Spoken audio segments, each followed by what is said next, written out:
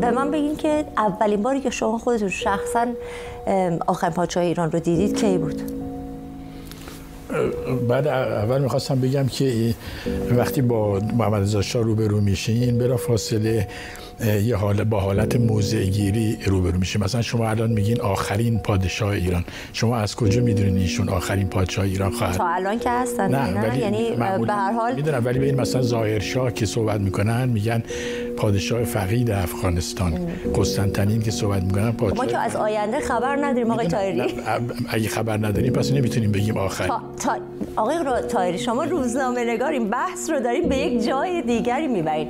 خلاصه‌ای که خوندین وقتی صحبت میکنین ازش میگین که خروج پدرش رو دید، نمیدونم 28 مرداد رو دید، بعد در جریان انقلاب رفت. هیچ کارهای دیگه‌ای، مردی که به زنها حق رأی داد، مردی که اصلاحات ارضی کرد، اینها بحران